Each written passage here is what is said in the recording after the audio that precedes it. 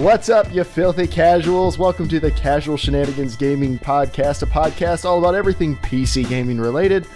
And for those of you who've been in the stream for a couple minutes, that is exactly how organized we normally sound before everything goes live. It's really hey, is everyone ready to go?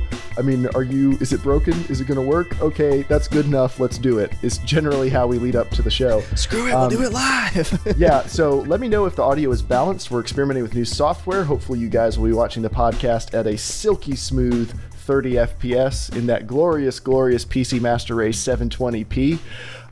Thanks to our new Elgato HD game capture, which is part of the potato masher. Dave, what is the potato masher? For anyone who may not know, what other name might they know the potato masher by? What was it called before? The Cheap Ass 4. Right, the Cheap Ass 4. I remember this. And what is the Cheap Ass 4? Why don't you walk everyone through it? For the new people to the podcast, give us the 1 minute version. This is our challenge project.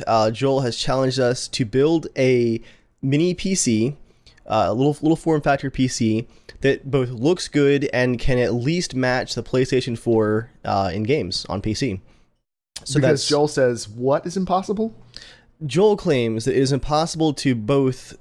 I guess he claims both these are impossible. Both building a PC for that money that's actually worth something, and then actually being able to play games continuously over the next couple of years with it. He thinks both of those things are impossible. So we're going to set out to prove him wrong. There has been a name change though, and the project is now called the Potato Masher. The Potato Masher. For obvious reasons. I prefer that to the Cheap Ass 4.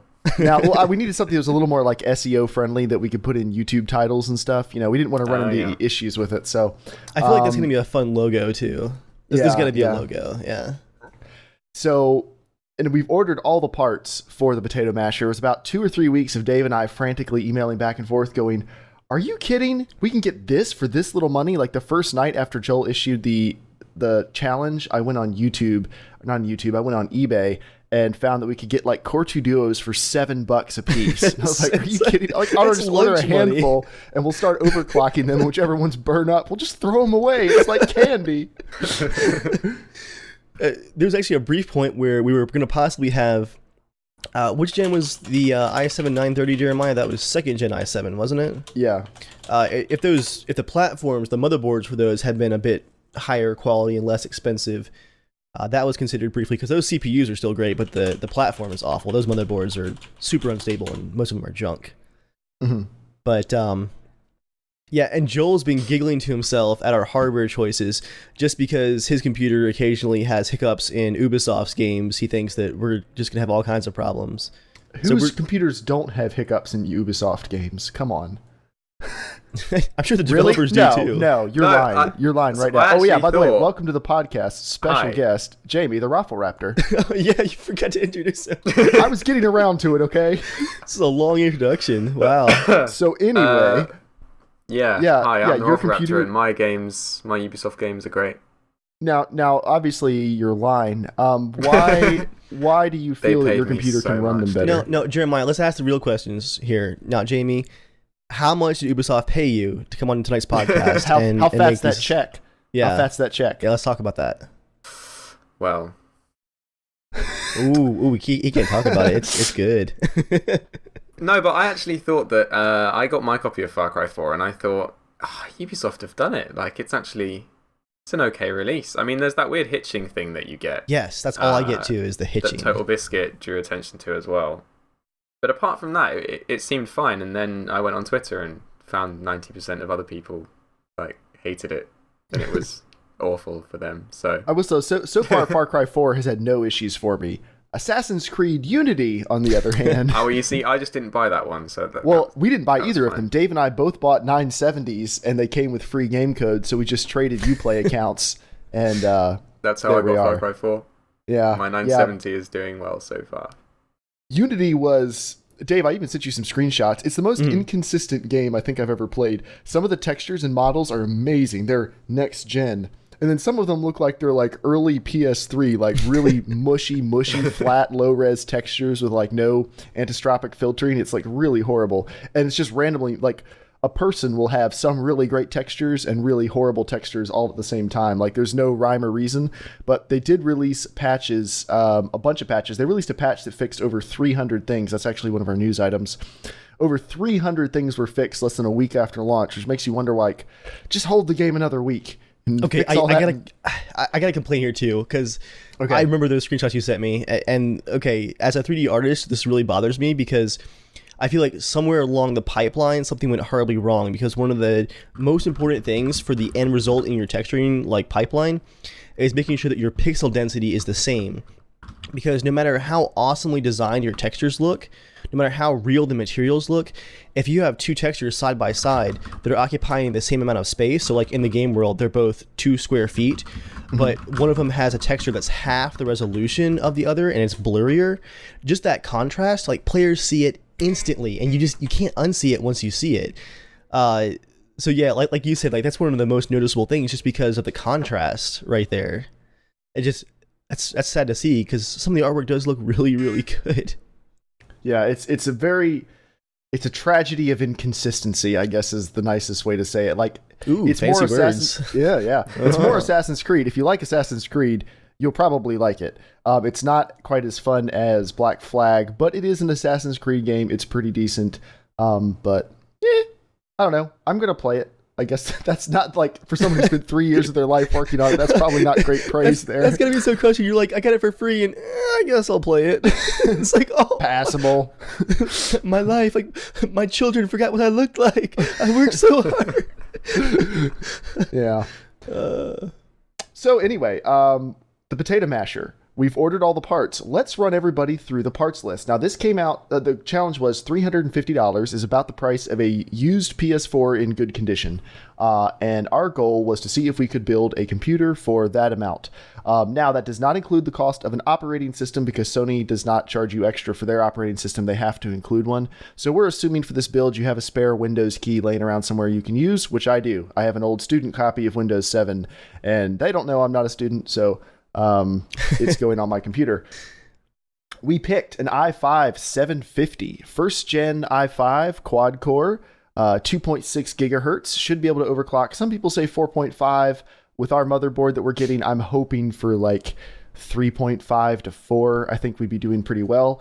Also, I think 4 was going to be like a really good mark to aim for. I think 4 is going to be hot because our cooler, we can't spend a ton of money on a cooler. We spent $6 as it turns out and got an Arctic Silver 11 GT. Not a terrible cooler, but it's not a Hyper 212 or a water cooler. You got to, like, when you're building for $350, you can get good performance, but you have to cut corners everywhere you possibly can. The motherboard is just a Asus ATX socket 1150 motherboard, no big deal. Not exciting at all. No fancy colors or LEDs. The power supply is an EVGA 430 watt that we got brand spanking new for $15 after a rebate. This is the best part about this. A lot of this has actually been purchased new or refurbished. Like, we thought initially when we started looking at things, it was all going to be like some homeless man found a computer on the street and listed the parts on eBay, and like that's what we'll be able to afford. But it all smells like cat pee. The graphics card is brand new. The memory's refurbished. Motherboard refurbished. Yeah. CPU cooler brand new. Power supply brand new. Mouse and keyboard brand new. And the CPU is used. So actually, the only thing that was just straight up used is the case, which is Debbie's old case, and a CPU. Now, anything that we got for free or that we already had, we looked up the average used price, and that's the price we added into the budget. So we're not cheating. We're not cutting any corners. But Cyber Monday came around and we scooped up a GTX 760 for $140. So we're going to be running an i5 overclocked quad core and a GTX 760 in a computer that costs $356. Suck it, Joel. And the memory is going to be 4 gigabytes of DDR3. Which is the one place where we're a little nervous, is only 4 gigs of memory. We couldn't go to 8. For games, it'll be fine. It'll be a little bit hard to stream with, I think, possibly. Like, if you push it really hard. But too many tabs open on Google Chrome, yeah. That's the thing. To keep this thing running well, nothing is getting installed on it. Games. It'll have Uplay, Origin, Steam, and Capture software, and that's it. I'm not even sure I'm going to have web browsers on it. Like the Elgato, we got an Elgato Game Capture HD. That's going to do the capturing. And then if we need an extra bit of grunt for the processing, we can use Shadowplay to process everything and upload it. So we're going to try to keep everything as streamlined as possible, but we're going to keep you guys updated on everything. All the parts have been ordered and the parts are on the way. So we'll let you know when it gets here and it gets built, and you'll see lots of videos coming out and graphics comparisons and all kinds of stuff. I was going to say that graphics card, I think, was a pretty sweet find. That thing has got almost 1,200 cores for $140. That's a big chunk of our budget too. It's just to the graphics. So I've explained this to Joel, so I'm not talking bad about him when he's not here. I've explained to Joel, like, he doesn't realize how wrong he's about to be. Like, I think he's just not prepared for the level of whipping he's about to get. I was reading Digital Foundry last night, and they do graphics comparisons of consoles versus PC on all new games and stuff. Yeah. Many new games. They were able to run Advanced Warfare on a 750 Ti at almost ultra settings, 60 FPS at 1080p. That's a 750 Ti. So yeah. So we're going to be able to cover that little bit of advantage that consoles get from how close the hardware is to the operating system. We're going to close that gap and then just like smash through the ceiling and keep on trucking. It's pretty exciting. And hopefully we'll be doing this for like the next 4 or 5 years. We'll be bringing you guys game reviews and stuff, or graphics reviews, comparisons and such things, just so people can see anyone. This isn't really just to like make fun of Joel. That's how it started, was as a challenge, but a fun challenge. It's all a fun challenge. It's all in good fun. Joel, I think Joel might get a little bitter when he sees all the initial comparisons. Well, the great part is that Joel knows that he's technically wrong. He enjoys the argument too much to not go that route. He has to travel down that road. But I'm actually really looking forward to seeing the kind of results of this whole little project of yours. Yeah. Because I'm extremely excited. When I first heard you talk about it, I mean, I think I haven't really seen anyone do such a kind of from the ground up like for like comparison in terms of price, and like you guys have been so stringent with the budget costs and everything, like trying to make sure that it is as fair as possible. I haven't seen anyone really do that, and if anyone who knows me will know that I'm always looking out for an opportunity to stick it to the consoles. I mean, I own one. I have an Xbox I own one One. too. My PS4 is the one we're going to be capturing from. Yeah, and I kind of hate it. Why can you hate it? There's nothing to play on it. Except all those free indie games you're getting with PlayStation Plus that you could get in Humble Bundles for literally free. I bought my Xbox One for one game. Master Chief that Collection? One game is broken beyond belief. Master Chief Collection. I literally cry every time. It's awful. Which is funny because, like, correct me if I'm wrong, but the Halo games always ran really well. Like, they didn't have big performance issues, did they? Like, from launch. Because I remember when Halo 2 launched, what a huge event that was. I don't remember reading about all the servers crashing and not being able to matchmake or anything else. Like, it worked 10 years ago. No, and Halo 3 launched really well, and Reach had a pretty extensive beta. And I don't understand why they didn't do a beta for this, but maybe they were going for like the shock and awe factor of like you get to play it for the first time, in HD and whatever else. If you wait for 10 hours in the lobby, you get to play it for the first time. Yeah. So yeah, my Xbox is sitting gathering dust until I hear that if you want, I'll borrow it so I can play Forza. I mean, I'd take it off your hands. No. Just international shipping, it's fine. No, I'll just go out to Costco. deal. If they keep dropping the prices on these Xbox Ones, I'm just going to have to pick one up already. They were selling them for Black Friday pricing. They had that same deal like 2 weeks ahead of time for whatever reason. The Xbox One did outsell the PS4 for the first time. It outsold it during Black Friday because you could get an Xbox One, Assassin's Creed Unity, Assassin's Creed Black Flag, and like a $50 gift card for $330. Yeah. Like, it was a pretty crazy deal. And Sony, all they were offering was like, I think The Last of Us and Grand Theft Auto 5 with the PS4 for $400. No, briefly, there were Newegg had a deal for $350. It sold out in about 2 hours. And okay, quick fun Black Friday story. I wish Joel was here for this one because the day before we left for Thanksgiving break at work, he was begging me on Skype to get a PS4, which is not just the PS4. It's the PS4, a year of PlayStation Plus, the game that he wants to play, which for Joel is every new game. He has to have the new game to play with on both platforms. Someone. On PC and PS4. I'm like, Joel, like, I'm looking at it at least $500 plus bucks plus whatever else you want me to spend in the spring. I'm like, I already have a computer that I use for 3D and for YouTube and stuff that is pretty great. And so Black Friday rolled around, and it came down to a choice between that Newegg deal for the PS4 for $350 or a mono price 1440p IPS screen. And for those of you that have watched the podcast live before, you might notice that my camera is a little bit taller this week. One guess what I went with. I told Joel, I'm like, I'm sure I would have fun on the PS4. I don't hate consoles. It's just that for me, I would not get the value for my money out of it at all. Like I would. Yeah, just, you I say wouldn't. that, but you just bought that monitor, and you're already talking about getting another 970. So you're going to be like $900 into this whole deal. That like, was always a while long-term talking about plan, you won't though. get any value. Yeah, but you're going to get more graphics cards in 2 years. You're not going to have those 970s. Don't pretend. This happened last year too, though. Okay, value for the money. Joel gave me an old Xbox 360 that he had, and he bought like 4 copies of which Halo was it that came out? Was it Reach last year? Was that 2 years Halo ago? No, 4 Reach came out. is really old. Four came out 2 years ago. You see how outdated I am. He bought like 4 copies of Halo 4 and gave me one of them, and then like 2 free Xbox month cards. And yeah, so he gave me the console, the game, and like a month of free time. I played like 4 or 5 times in the month that he gave me the free time for, and then it was time to pay for Xbox Live, and I was like, Joel, I really appreciate it, but why don't you see what GameStop will give you for Halo 4? Xbox Live is cheap though. Okay, it still is a pretty good value because you could get a used Xbox 360 now for like $100, and you can get a year of Xbox Live for like $35. I wasn't playing it that much though. It's reasonable. That's Joel fine. wasn't playing it that much either. Like he would play it maybe once a week, and then like I couldn't always make it to when they were all playing it, and so I'm just like, it's not worth it. That's just how I am now. I'm a little bit unique in that. I think that kind of value analysis is a little bit of a false one anyway, though. Like, this is a bit of a tangent, but I was actually chatting to my friend the other day about games as opposed to other entertainment mediums.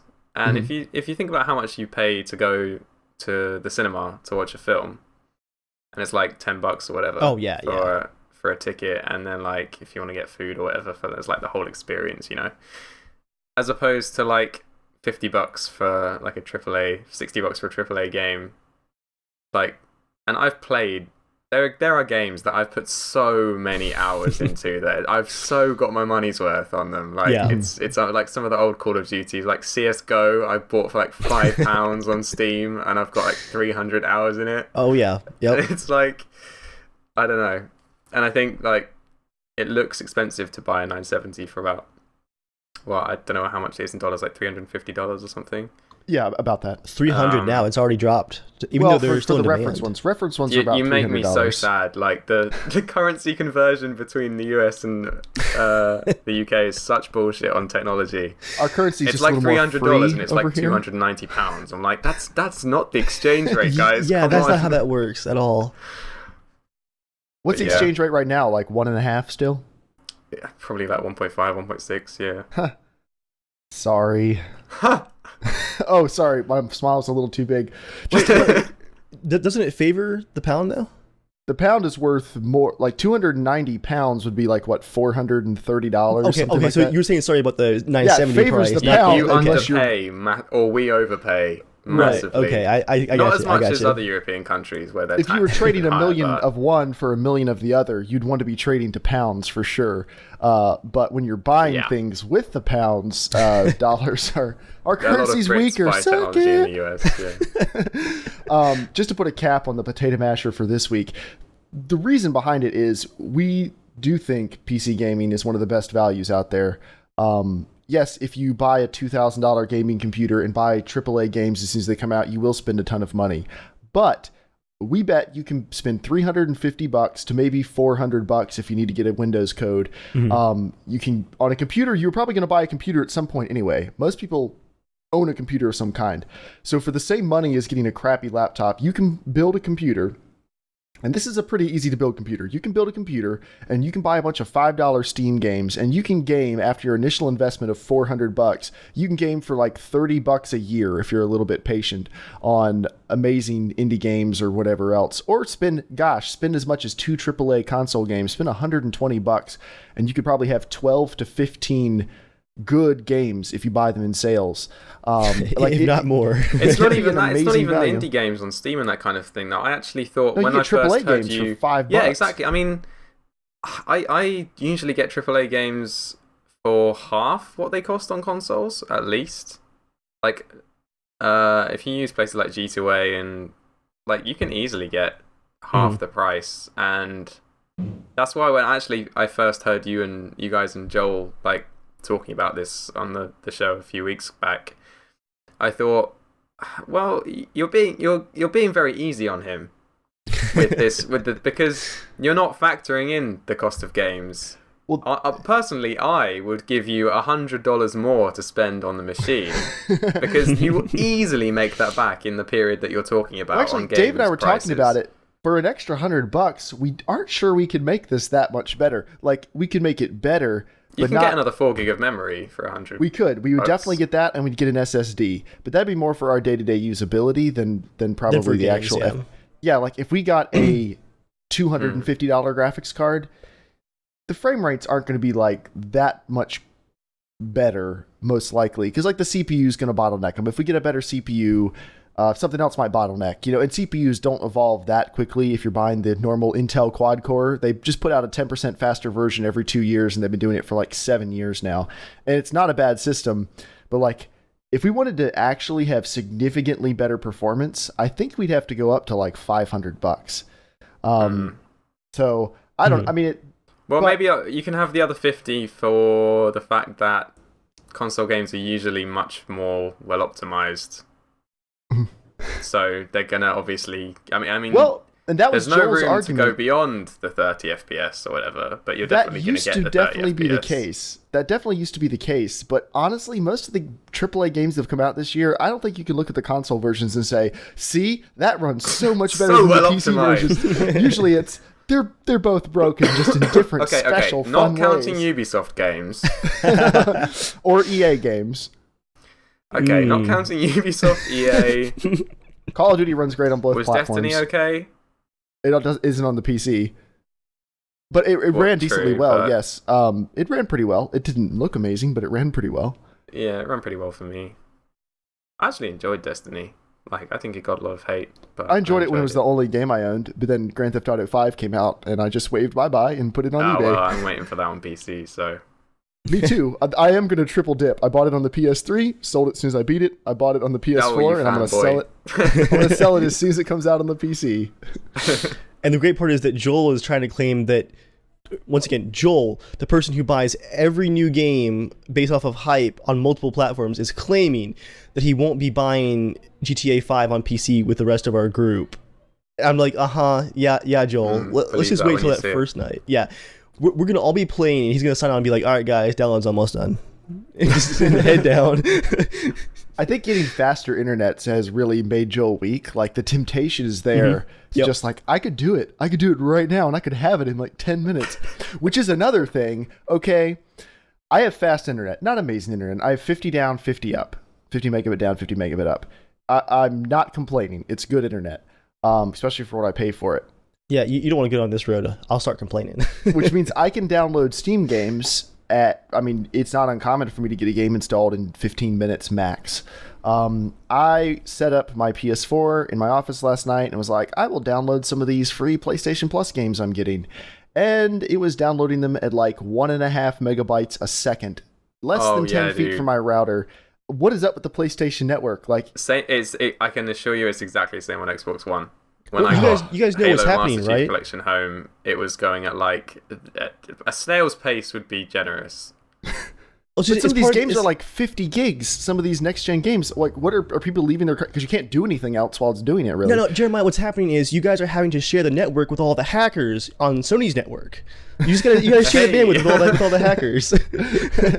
you can't all fit in the network at the same time. I mean, those tax Dave, documents that's aren't the going to problem you're transfer running them. into with your North Korean VPN you've got going over there. You have to share room with all the actual North Korean hackers. No, I'm pretty I don't... sure it's got something to do with that the human eye can only see 24 FPS. I'm sure it's got something to do with it. No, Jeremiah, just for you guys, I got tired of hearing the complaints, and it was a little annoying. I turned off the auto join VPN. Thank you. It doesn't boot on launch Everyone anymore. who likes ping under 300 milliseconds appreciates that. My ping was Look how actually clear- always great. It's like the home network stuff was what would freak out. Yeah. So, anyway, we start the podcast as we always do with the news. We're going to blaze through the news tonight because we have a decent amount of news and then we have a lot of mail. You guys sent in a ton of mail. Thank you very much. So, who's stop, ready guys. to roll? All right. Yeah, don't stop. We appreciate you. We're going to read your questions very quickly and give you hastily thought up answers. First bit of news. Hey, Dave, guess what? You have the time codes this week. That'd be Woo! great if I were actually marking the time. Dang nabbit. All right. Number one. Windows 10 is going to have What are you, Elmer Fudd? MKV and FLAC support. Okay, so if you have Windows, like most people do, you hate the fact that Windows Media Player doesn't play anything well and it lags a bunch and doesn't have support for modern codecs and yada yada yada. That's well, what VLC never is fear. for, though. Well, yeah, it is, and I install VLC like first thing, but I'm not going to lie, I wouldn't mind it if it just supported it out of the box, especially since these formats have been around for, I don't know, a decade. So Windows 10 is going to have MKV and FLAC support right out of the box, and mainstream additional bands features are pushing FLAC gonna be releases too now. generated. Like it's not uncommon. Well, now the internet speeds have gotten good enough that like FLAC is actually commonly accepted. I still don't understand why MKV is so popular. I've been doing comparison rips on Handbrake of Blu-rays between MKV and MP4, and honestly, for the size, MP4 looks perfectly fine. Like I'm not getting any real noticeable differences. Watching on my projection, I'm not getting any noticeable differences at 100 inches between MP4 and MKV on the same bit rate. Dave, what are you dropping on the desk? Not money. All right. I spent all that on the Is screen. that some of my Ubisoft money? Wrong address on the check. So, next thing. Wait, I was going to point out a trend here in Windows is that Microsoft appears to be finally looking outside of the box to third-party applications and just stealing features, which I think is a good thing. Windows 8 had the better task manager and the better Explorer for transferring files and stuff like that. Now we're getting better media support. It's nice that you don't have to have so many third-party applications like required to do so many common things on these newer versions of Windows. Because for the stuff that I do, like I would need to install a bunch of applications, and I probably would anyway, being I guess what you'd call it, like a power user to use the programs that I want. But for people that might be running into FLAC downloads for their albums, it's just going to work. So yeah, I'm definitely noticing a trend of Microsoft just like finally noticing that people are doing. They're getting better, guys. They're getting better. The task manager, like it was one of the dumbest things to get excited about in Windows 8. But I love all of the CPU breakdowns, the hard drive activity. Like you had to dig into the administration panel in 7 to find your hard drive activities. And I generally have my page file thrashing away. So I like being able to track that down. But it's like, how long did it take them to update Task Manager? Like 9 years? Yeah. All right. Next thing. Microsoft. Yeah. So everyone who listens to the podcast a lot knows that I am not necessarily an AMD fanboy. I have certainly owned more AMD products than anyone else on the podcast on a regular basis. You're an AMD researcher on the team. Yes. My R9 290 is a fantastic performer, especially for what I paid for it. And when my 970 burned up after 3 days and I sent it back, I popped my 290 back in. I've been running happily on it ever since because Newegg, even though they said they had proved my RMA and they were mailing me another one for the crazy good price I bought it for, 5 days later decided to just refund me the sale price, and I can't get another one for that much money. So fantastic. So You anyway, can get it I'm for enjoying. less pretty soon though. Yeah, probably, but I'm enjoying my R9 290 because it's just as fast. So I'm just going to stick with it and save my money for, quite possibly, the R9 390X, which has allegedly been leaked, and the benchmarks look fantastic. If there's anything AMD is great at, it's not driver support, but it is awesome performance for the money. Not awesome heat for the money, but their new card, the code name supposedly is Captain Jack, and the leaked benchmarks put it at about 15% faster than a GTX 980. It's a nice bump right there. That is not a bad bump at all, and the power consumption is actually lower than a GTX 780. It's not as low as a 970 or 980. The TDP is supposedly 197 watts compared to an R9 290X, which is You're getting 200. very specific there. I'm reading their charts. The R9 290X used 279 watts. And the Captain Jack card is 197 That's compared still to a a GTX respectable 980, dip. which is 185, and a GTX 970, which is 167. Which, let's give NVIDIA props again. 167 watt TDP on a 970, that is nuts. I have a 650 watt power supply, and I could comfortably run dual 970s. Comfortably. No, wait, did someone say dual 970s? You've said it several times lately. On Mostly this talking about podcast, your bro. budget for the year. So yeah, I'm excited. This will be coming out early 2015. I might get a 970 again if R9 390X isn't amazing, or I might just get an R9 390X to run my 4K monitor. We'll see how well my 290 does on it. But I hope it does well, because I heard that over Black Friday and fall sales, not AMD, NVIDIA has taken almost 75% market share on graphics cards. who has? NVIDIA, I heard it's close to 75% now, that's not good for consumers. Whoa. It's not. That's the problem. I don't know why the perception still exists that AMD has bad driver support, lots of crashes, lots of issues. I've had a Radeon 4890, 6870, 7950, 7950 Crossfire, and now a 290. And honestly, the only issues I've ever run into were with Crossfire, and they were the same issues Dave always ran into with SLI. Mm-hmm. I think AMD's driver support has gotten much better, and I've never had one of their cards die on me. So, Fresh out of the box from one of the best manufacturers and one of the most trusted retailers. All I'm saying. So I don't know why, and usually for the money they are a way better deal. So I still don't get why NVIDIA is the best still. It's not like with their processors. Intel's processors are better. They just are. Not for the money, because Intel doesn't make good gaming processors in the $100 to $150 range, and AMD does. But for $200 and up, Intel definitely wins at processors. AMD just doesn't really play in their field. But for graphics cards, they're really competitive, and I don't get why they don't get their due. But, oh well. It's the green, dude. Everyone prefers green. Look at Razer. Yeah, they're still buying their products for some stupid reason. Yep. Speaking of Razer, I need to do that video where I talk about why I'm no longer buying Razer products, because I've had 2 of their best mice die of left-click failure in 2 years. By Corsair, I've noticed I've slowly been replacing like everything I have with Corsair peripherals, and they're great. I'm a Logitech guy on that count. I've slowly realized that I own way too many Logitech things. There's audio, obviously you can't hear it, but after my experience with Razer over the last few years, I just finally switched to a G502, and it is fantastic. I have This liked headset- most Logitech things I've This had. headset is amazing. Is that the 930? Yes. Yeah. Nice. I have been tempted to get one of those for my console, but I haven't pulled the trigger yet. But I hear really For good your things about it. console, Yeah, is there a console version? Because this isn't compatible with a console.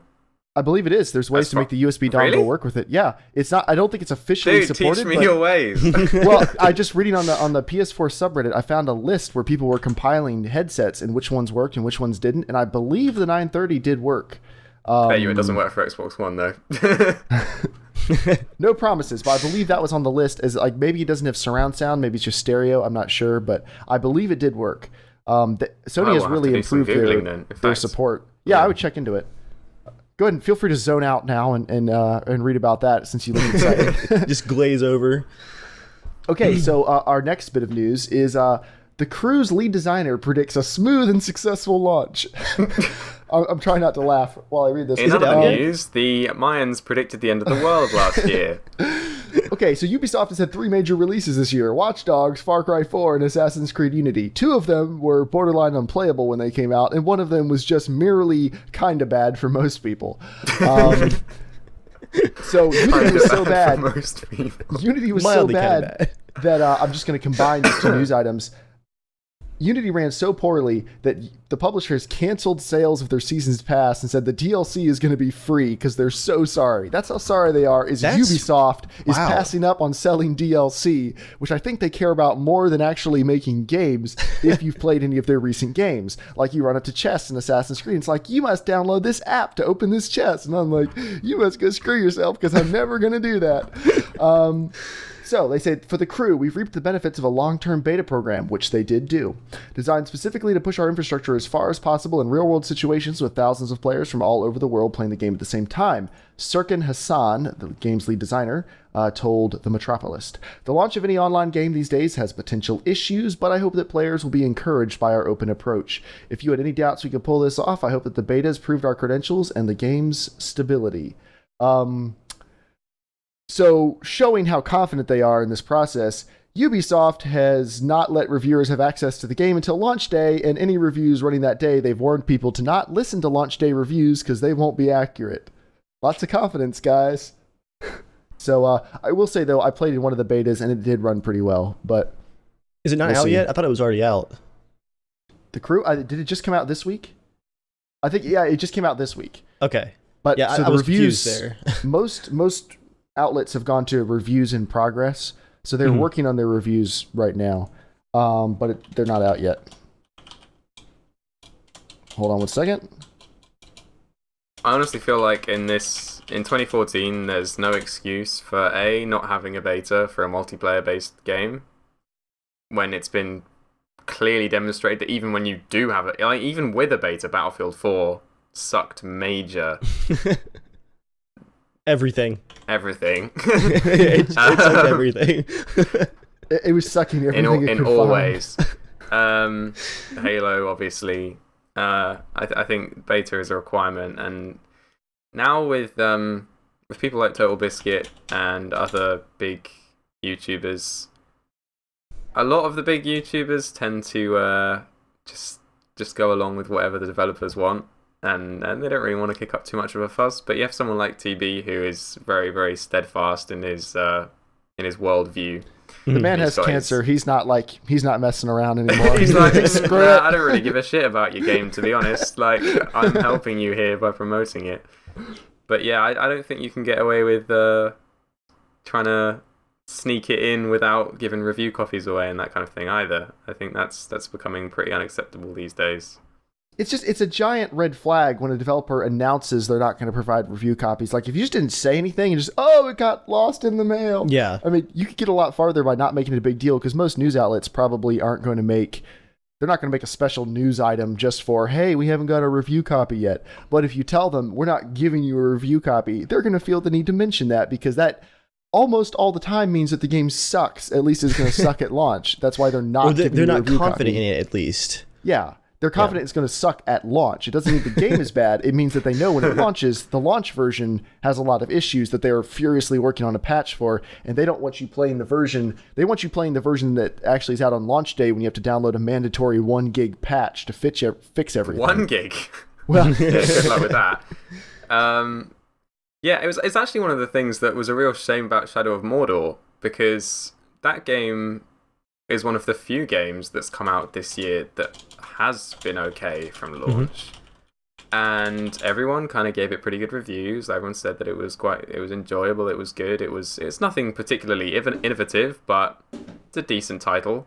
And the one thing that they really screwed up on with that was the whole, like, they had a really, really tough contract, like an NDA contract that you had to sign to get a review copy. That wouldn't allow you to talk about glitches or and you had to like promote the game and like a call to action to go and pre-order the game or something. And it was just like completely unnecessary paranoia on the part of the marketing company. Like they desperately had a list wanted of to make sure buzzwords that too you had to use. Like you had to talk about what was that, like, promotion the system? Nemesis system. Like you had to you promote have to that. call it, Like, you have to call it this. You have to talk about these bullet points about it in the. Why? And it was the one black mark on what otherwise would have been probably the best release of this year of a AAA title. Someone who has a lot of power and is old went to the marketing department and said, I hear that the YouTube is really big for games these days. I would like this game to go viral. So if you could just make that happen. Whatever that means. I have some suggestions. And here, why don't you have all the people that work for us? Because I don't understand how YouTube works. Why don't you have all of these freelance employees talk about these things right here? Thank you very much. Jimmy, I think you had a good point too about the beta testing. Like, modern games are so ridiculously complicated, and network infrastructure is so bad still. And you have these super complicated modern games that are trying to do all this crazy stuff over the network. Your comment reminded me of a post I saw on Reddit from a developer who didn't want to say which studio he worked for, but talking about netcode and stuff. And he's like, I want you guys to just think about all of the animations, the sound, the rendering, and all the stuff that games are doing, physics. And then he's like, when we're coding a game, and the game is, running through its routines, data that it gets from like memory, from the graphics memory, and from the CPU, like that's good data. Like it's just doing its thing. And it's like, but when our game gets data over the network, like our game just assumes this data is crap. It is worthless. It's wrong. So it like is like coding network stuff is all about like making the game good at estimating because like all the data is worthless. And so like with what games are trying to accomplish these days, you can't do it without large scale beta tests online. I don't think. I think you're 100% right on that. But here's the thing: is games are trying to, I think, accomplish a lot of things that the average gamer doesn't really care enough about. Like Call of Duty is still successful because the core gameplay is still solid. Like, no, they don't have a super accurate physics system, and no, there aren't 700 guns with 35,000 different attachments, and no, I you wonder can't which open game he could be talking fancy about. golden briefcases that contain loot. There it is. Oh, you gave it away. And no, like Everyone 150 of your favorite friends can't play on a map the size of Texas where there's like giant tidal waves everywhere. But you know what you can do? You can connect to a game immediately and you can play at 60 FPS with no lag. That's what you can do. And as it turns out, that's what people are really interested in. Some people are like, wow, this simulation's amazing. And those people play ARMA. Ooh. Which doesn't have nearly as many desync issues, which is sad. A sad indictment of Battlefield 4. There's a couple of things about that. BF4, I think, genuinely, the Frostbite... It's the Frostbite 3 engine, isn't it?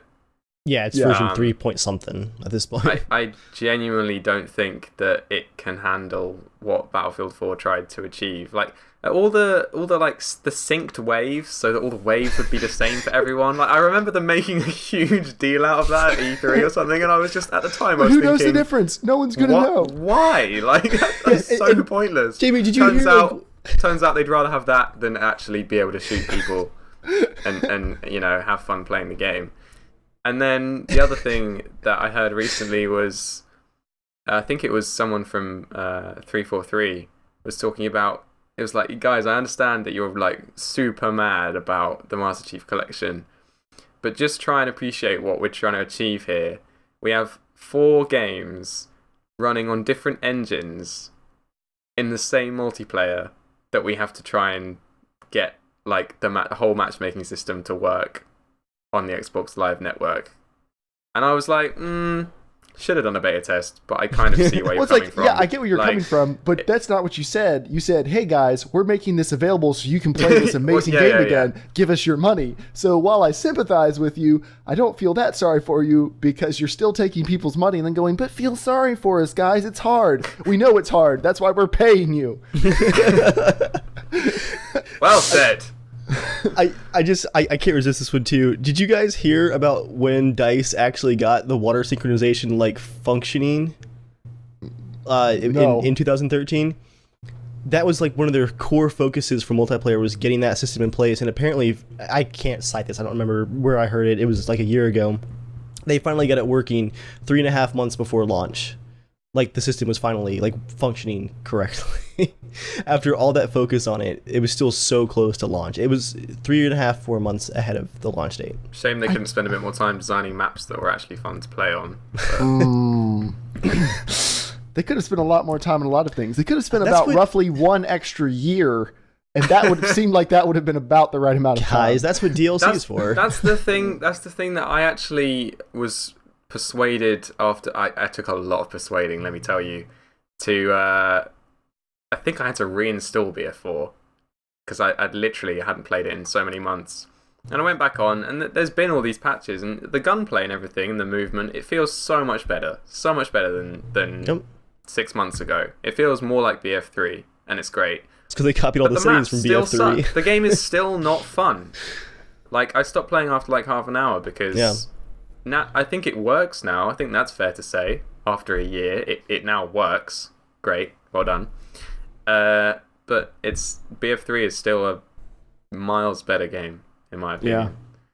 Yeah, we agree. It's just a shame. And they better not fuck up Battlefront, or I will murder them. And that's all I have to say about that. All right, then moving on. Seems like a good time to segue into our next news item. Steam Broadcasting was just announced this week, and this is a pretty cool idea. It's kind of funny this came out so closely, like such a short amount of time after the PlayStation SharePlay finally released, because they're such similar applications, and they have to have been developed them for a long period of time. So, they could have just like seen that come out and were like, hey guys, we should make this. Get an intern on it. Like they've obviously been working on it for a little longer, but Steam broadcasting is it's not Twitch broadcasting built in, which may be coming someday, who knows. But if you see a friend in your friends list, it always says, hey, they're playing such and such game. You can click a button and click watch game. Now you have to opt into the beta. Your friend has to accept it.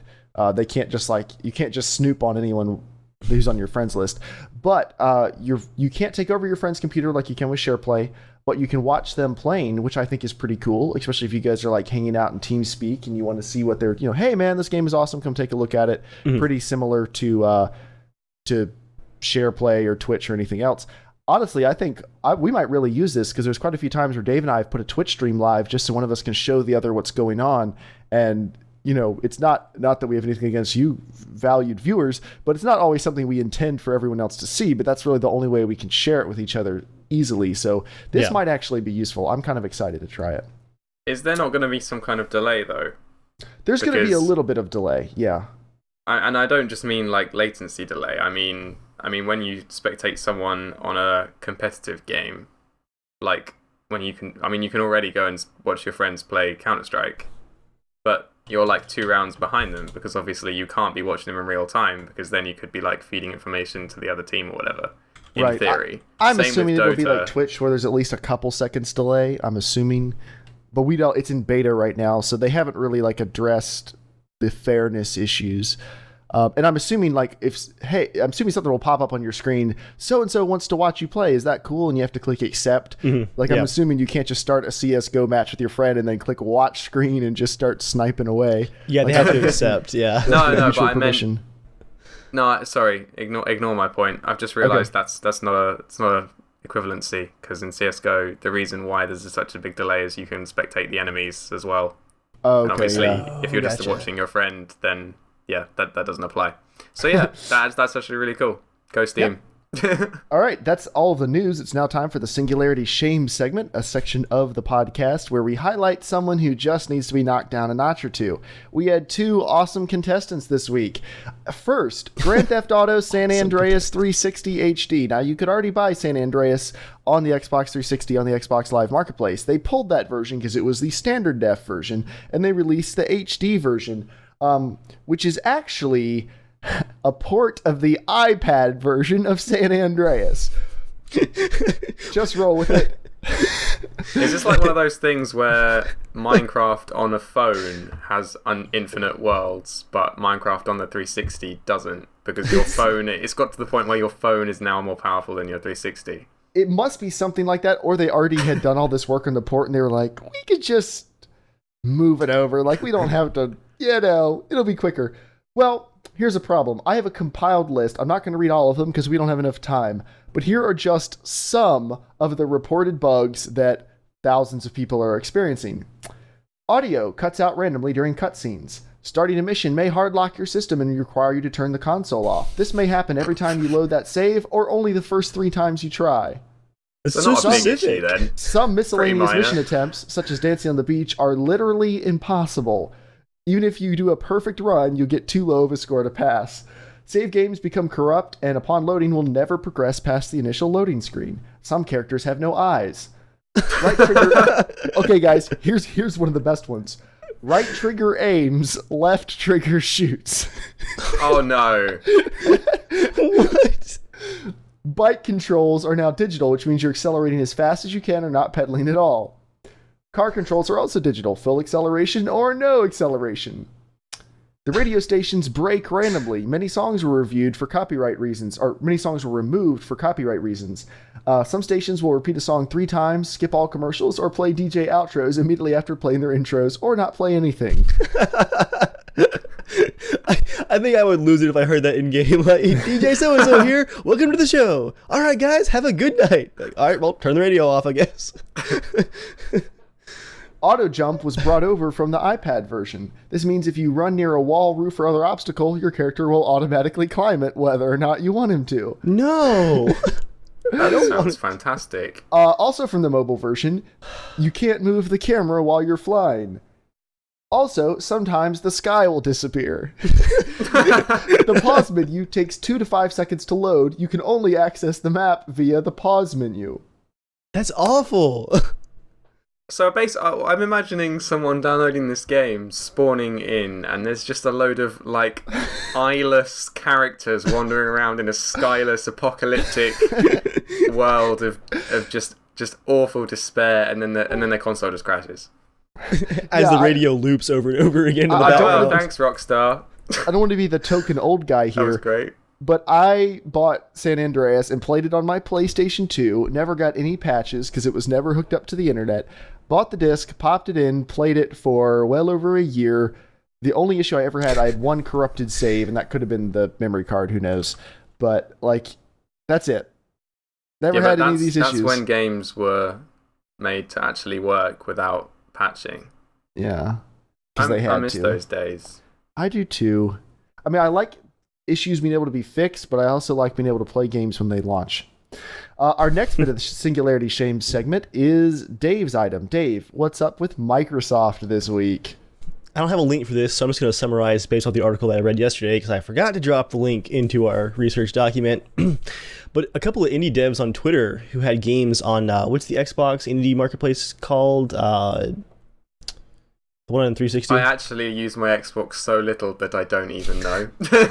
I have an Xbox 360, and I don't think I've ever loaded up the thing you're talking about it because I have no idea. The indie game marketplace on Xbox Live, whatever it's called. Okay. Some of the devs were like, so we haven't gotten paid for like this quarter yet. And there was some talk about the contracts, which apparently Microsoft has a thing where at the end of the 2-month billing cycle or quarter billing cycle, whatever it is, they then have an extra 45 days to deliver payment after that. That's a nice big wiggle room for Microsoft. Well, no one's gotten paid of the people who are issuing these complaints since like July. It's like super late. So this went around the news cycle over the last couple days. You know, a lot of indie devs started talking back and forth and realizing that they were all in the same boat together, and Microsoft just has not been sending out paychecks at all for their games that have been selling. And the reason that I have added them to the Singularity Shame segment is because of their final response yesterday. Microsoft posted like a forum post in the indie forums and said, guys, we've identified an issue with our payment system, usual corporate... It's called forgetting. Yeah. It's called human error. But their response was, don't worry, we found the issue, and payments should be delivered within about 2 weeks. So like after all that, still maybe 2 weeks you'll get paid. So maybe by Christmas your kids might get some food. So Did that's why I added from to Machinima go and work there or something? Oh. I'm allowed to say that because I'm still partnered with them. Yeah, So, I know those feels. but yeah. Yeah. So that's been the Singularity Shame segment. If anyone ever hears of anything that you really think needs to be hauled in front of a crowd and beaten to death, send it in to us. We'd love to take a look at it. It's now time for mail time. Dave, sing the song. We actually managed to not include Ubisoft. Wow. They were not in this Shame segment. That is correct. The only Only- Ubisoft news was somewhat kind of positive this week. They're confident that the crew will launch well, and they're giving away Assassin's Creed DLC, and they patched 300 bugs. Well, this is why. Did anyone buy an So Ubisoft that's game this week? delusion and finally making up for their horrific PR, spin, outright lies, penny pinching, token kindness. They just have a big wheel that they spin in the Ubisoft head offices. Like, which one will it be today? 30 FPS I like is how more Joel is cinematic. still Let's go excited. with He's that. like, the Division's going to be so amazing. And I'm like, based on what evidence? I'm so nervous. Like, okay, the only hope that I still have for the Division, I've been saying this for like a year now, is that Ubisoft Massive is the studio producing it. Those guys have a 100% perfect, impeccable track record. So Up did to- DICE. My hopes. Oh, that's, and it's gone. Because, actually, what I was going to say, Jeremiah, was they had a perfect, impeccable track record, ground control series, World in Conflict, and releasing the expansion pack to World in Conflict on their own with no publisher. Like, they finished the game on their own. Great track record. promptly followed by, guess which publisher bought them after they finished the World in Conflict expansion? Ubisoft. They're not Massive Entertainment anymore, they're Massive Ubisoft. So their track record up to the point of being purchased by Ubisoft was perfect. I feel like there's so many potential jokes with massive soft. Once the game releases and it's awful, like I'm gonna have a field day. Yeah, I'm so nervous. I want it to be good. I'll start writing them now in anticipation. I'm not nervous because The Witcher 3 is coming out about that time, and CD Projekt Red gives a crap about their consumers. All right, it is now time for mail time. Like Dave, sing the song. Mail time. All right, our first bit of mail. Quite sensual. As Joel usually does it, so it has to be. Dave couldn't quite hit that octave. I'll try. Mail time. Not bad. Cookie wrote in to casualshenanigans@gmail.com, just like you can, to be a part of the show. Hi CSG, I got a new PC about 4 months ago. I thought I got everything, but I forgot a CPU cooler. The one I have is a stock cooler, and it sucks. I'm just imagining him sitting there like, wait, why is my case smoking? Is that normal? Now, I think what you should have said, the one you have is a stock one, and it blows. But there we go. I use an i7 4770, and then it gives me the rest of his specs, and none of them matter because Jeremiah, you see the stock cooler blows? Mm-hmm. That's the joke I made. Oh, that was the joke. That was the joke. Thank you, hype man, for reiterating for me. 15 seconds late to the party. I'm here to push that joke forward, but it's already dead. You're like, hey guys, there's this dead horse over here. Has anyone seen this thing? It's called Ubisoft's Games. No, that horse is being shoved out of its mother's womb, legs broken, just screaming to me, please, I'd rather be glue. I'd rather be glue. This got really dark all of a sudden. Wow, yeah, that escalated really quickly. You think slap a seal's bad? Shoot a horse. Make it happen. So anyway, he has an i7 4770. Okay, you should get the Cooler Master Hyper 212 cooler. If you don't need water cooling and you're not doing insane overclocking, you need a Hyper 212 Evo because it's $30. I overclocked my 3570K to 4.5 gigahertz. Runs great. If you want to hear like, oh, but can it go better than that? Mark, who plays DayZ with us, you've probably heard him on various things. We got his 4670K to boot at 5.2 gigahertz running on a Hyper 212. It got hot. We backed it down, but it booted at 5.2 gigahertz.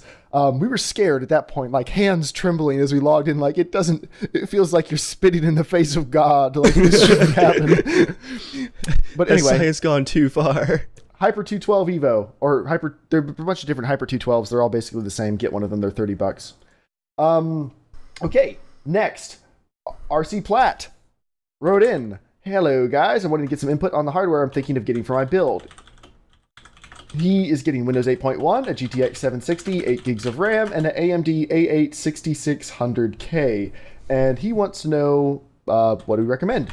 I know it's uncommon to have an AMD CPU and an NVIDIA graphics card, but I'm trying to keep costs down. Thank you for your time, and I hope to get feedback. Now, I'm going to double check really quick. Which one is the A8 6600K? Okay, that is a budget quad-core 3.9 gigahertz socket FM2 100-watt desktop processor, retails for $100.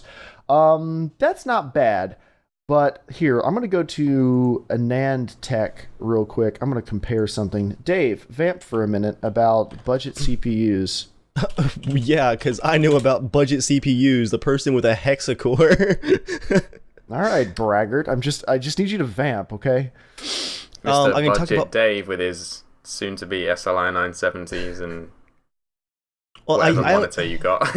I always joke 1440p. I always joke that I like nice things, but I'm also cheap. I have a hexacore, but I bought it used through the Amazon Marketplace. Like, I can't quite bring myself to go all the way. That's why I hear first. Dave can't go all the way. 2014. What else you get? Keep talking. No, I just wanted to end it right there on that comment. Just boom, podcast right there. Cut to black. All right. What the heck? They got rid of a bunch of things. I'm looking on. Oh, here it is. Okay. Hold on one second. Just doing a quick comparison. I think the A8 6600K may not be the best processor to get for the money. It is a quad core, but AMD's quad cores are not the greatest in the world. Yeah, okay. You're going to want to get an FX 6300. Its stock speed is 3.5 gigahertz, but it's a 6-core. It retails for like $15 more. You can easily overclock it to 4.5 gigahertz. It will perform better. Everything else there you've listed is fine, and it's not that uncommon to get an AMD CPU and NVIDIA graphics card necessarily. I mean, lots of people do stuff like that. No problem there, but I would not get an A8 6600K for that money because you can do a little bit better. But that's not a bad build overall. It's a pretty well-balanced build. You probably wouldn't have any problems. All right, next bit of news is from Tommy. Hey guys, love the podcast and the high quality of your content across the channels. Long-time listener, hope to donate soon to the Patreon, which you can find at patreon.com/casualshenanigans Plug. You too can support the Potato Masher. You too can feed the Potato Masher. I recently listened to a past podcast where Joel mentioned the PS Vita and a Bioshock game for it, which was mentioned 2 E3s ago. He had a Vita himself, and he found it severely underwhelming, the video they showed off of Bioshock, which never actually materialized onto the system, as far as I know. He said he found it extremely underwhelming, but he wishes they would go ahead and release something. And then another section, if we have time. He's served time in the British Army and would like to know Dave's preferred issued rifle among countries. He had the opportunity of firing many assortments on an open day and found the Yank M4 is pretty good against the British SA-80, among others. Thank you for the fantastic content. I hope it continues. Dave, what is your preferred issued rifle? While acknowledging that you're not in the military and have only shot some of them, you do know a lot about this subject. So what is your preferred? Yeah, unfortunately, I'm only a suburban operator. I actually have not protected the local malls or fought in Afghanistan. Actually, I would just say sufficient data not available because I've only ever fired AR platforms. I actually have never even fired a battle rifle before. Like no AR-10s, no M14s even. I would love to fire an M14. That's like one of my life goals. I like the AR platform, but I mean everyone knows it. ARMA Light invented it in the late 50s, early 60s. Everyone knows what it can do. Yeah, I can't think of any other like assault rifle class rifles I've actually tried besides the AR platform. So I really can't decide. I mean, I can't choose if I haven't tried. But based on evidence that is available, I think if you were going to pick like what's the ultimate assault rifle, I think like the only across the board win would probably be the AK platform because it has a giant meaty round and you know it's one of the most reliable things there is, and it shoots a really big bullet and anyone can fix them but they'll never break. Anyone can shoot them too. Anyone can shoot them. Like it's a pretty awesome gun as far as that's concerned. Yeah. Okay. So actually, I'm gonna bring up an article I read a couple days ago. You're gonna bring it up quickly. Yeah. I heard you're shifting onto your storytelling. Yeah. Side of your I'm gonna right, get my blanket, my mug of coffee. Let me tell you. Colin Noir, who has a YouTube channel all about guns and stuff, wrote a really great article talking about pistols and how he does a lot of pistol reviews and stuff like that, and he gets called out frequently because he's a very well-dressed guy, and he actually puts a lot of emphasis on the aesthetics of the guns that he buys. Like he spends a lot of time like looking at how the grips look and feel and how the slide looks and feels, and people give him a hard time about it, but he's like, guys, it's 2014. Modern guns are reliable and they're accurate. Like to get a bad gun, you have to go for like a $78 high point for your probably drugstore robbery. Man. No, seriously, it's something like. But yeah. It's like 60% of high points that are purchased are used in a crime at some point. It's pretty bad. No one dies. They jam pretty quickly, but... And they weigh 19 pounds for the pistol. And they look intimidating when you're waving them around. But yeah, like we're at to a point now where kind of like a lot of computer hardware where it's not so much like what's like the amazing option, the most reliable. It's like it's so much of it is preference at this point because reliability and accuracy for firearms is not really an issue anymore. But it was a really cool article. And also, all the people that talk about reliability, you know who the only people who really need to care about reliability are? The military. And not most of them, because a lot of them don't really get to shoot their guns that often. Like, every time you hear someone in home defense talking about stopping power, reliability, and everything else, I'm like, dude, you're a weekend urban warrior, just get over Actually, it. Like, I think reliability is important for two reasons for homeowners. there's no reason not to buy a reliable weapon if you can compare them, but they're but all why- so reliable Right, that the margin of error is so insignificant. You're not gonna break it through normal operation. But why it's important, like why you should actually emphasize it, is because for a lot of people, firearms aren't a hobby, not a huge interest. They're like something you buy for home defense and put in a safe, or hopefully a safe somewhere, and don't mess with it. So you want it to be reliable just because it's probably not going to be well maintained. So you want that reliability to be extra good and reliable, just because a lot of people just don't take the effort to take care of them. And I would say for civilian use too, if you're a competition shooter, reliability is important. That's true. Some competition, like even doing like a 3-gun casual competition, like rifle, shotgun, pistol, some of those guys are going to run their rifles harder than a lot of the guys in the military do, like as far as rounds down range go. You'll shoot 4,000 rounds in a 3-day weekend and then change your barrel afterwards. So it's not totally irrelevant, but yeah, I agree with you too. It's not like no one needs to be going on the internet and like writing gigantic forum posts about, you know, why they have to buy an H&K and there's no other option for them. That was quite the rabbit trail, but we haven't talked about guns in a while, so I'm okay with that. All right, next bit of mail from Limorante. He says, "Hello again, guys. I thought I would drop you a quick hardware-related question. I've been running an EVGA GTX 760 for a good long while now. Hopefully it's a good card. We're about to find out. And I've been thoroughly impressed with its performance, but as we all know, the 9 series is out, and all the cool kids are upgrading, so I figured I'd better follow suit. From the reviews I've read, the 970 looks to be a real seal slapper of a card, so I think that's the direction I'm going to head. I'm in the UK, so I'll be buying it from overclockers. Instincts tell me to go for the EVGA card, as my current EVGA is rock solid and has given me no issues, but rather than just jumping in and buying that, I figured I'd ask some guys in the know which of the 970s you'd recommend. Well, I think we could probably safely say we recommend the EVGA one because both Dave and I bought them. Now, mine did burn up very quickly, but to be fair, mine was a lemon, and lemons happen to everybody. Everybody, yeah. Yeah, but EVGA has a solid reputation. Their 970 is on the cheaper side, and it's one of the better performing ones, so you probably can't go wrong with an EVGA. I do feel like I should also stick in there that the only motherboard I've ever had die on me was also an EVGA. But they have an excellent track record, so yeah. Moving on. If we're adding more evidence to the pile, the only motherboard that ever had actively catch on fire was an EVGA. But didn't it work after that? The motherboard? Yeah. No, a capacitor exploded and there were flames coming out of the top vent of my case. It did not work after that. You still use the CPU? Which no, it cooked the i7 930 100%. I thought you still used some of the stuff that was in there. No, it'll buff out. It'll buff out, man. It's fine. Solder or something. Oh, the smell. The smell was so bad too. I can never forget that smell. I bet it was. It penetrated my nostrils and like into my brain. This smell acrid. That's what the word acrid was made. Yeah, acrid. For that smell. It soaked into my curtains and it was awful. But Newegg replaced the CPU. EVGA very apologetically and very quickly replaced the burned out motherboard. The part that kept on trucking and what blew my mind was my power supply, my Thermaltake 850. It not only survived the fire, it's now powered 2 full builds in the last 6 years since the fire. So Thermaltake power supplies, yeah, that's good stuff. Nice. Because the capacitor that exploded on the motherboard too was on the voltage regulator. I don't know why. This seems like such a dumb thing, but I've replaced everything in my build. The only original thing I have is my Corsair 650 watt power supply. It's just everything else, video cards, I don't care. Get another one. CPUs, don't care. You look at that power supply and you're just like, oh, faithful. I appreciate your many years of silent service. You keep on trucking, buddy. Clean power.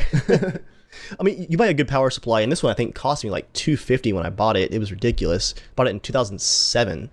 You buy a good power supply from a respected manufacturer, and it will last and possibly save your computer from a fire. Yeah, but everything else we've owned has lasted too. For the most part, we've just chosen to replace it. But you can't get more performance by buying a new power supply. That's what it is they perform basically the same. So, all right, his last bit of thing Limo had to say. If you ever want to head back to classic ARMA 2 DayZ for a bit of fun, I'm one of the admins over at thewalkingshenaris.com. We've got a variety of servers, and it'd be awesome to catch you guys in game sometime. we will entertain that as a possibility, but I read that out in the podcast because if anyone likes playing ARMA 2 DayZ, go check out thewalkingshenanigans.com. Is it vanilla or is it Epoch? Honestly, I don't know. If it's vanilla, I briefly checked it out, and then that information I've completely forgotten in between when I checked it out and now. But yeah, if we almost got back into ARMA 2 DayZ a little while ago. If DayZ breaks again, if standalone breaks really bad again, you never know. I did play a little bit of ARMA 2 DayZ when it broke the last time, and I did enjoy it. I just had a hard time finding servers. So if it breaks and I'm looking to play ARMA 2 DayZ again, we will check out thewalkingshenanigans.com first. Since you have recommended it, I'm assuming your servers are still up and running, but thank you for writing in, as always. All right. Our next bit of news. Hey all, Nixon here. I'm building my first custom PC and need help choosing the GPU for it. He lists his motherboard, but that's not relevant. For reference, I'd like the performance to be around at least that of a GTX 750. I'd like to stay at $200 or less. We'll budge higher if need be. Thanks for your help. Love your content. Keep up the good work, guys. Well, if you want to spend $200 or less, the fastest card you can get is a R9 290, which you can get for $200 on sale. That's a good deal, honestly. That is a 100% good deal. That's a really good deal. That will fit in your case. If you want to stick with NVIDIA, you can get better than a GTX 750. You can get a GTX 760 for $200 or less. So buy that. All right.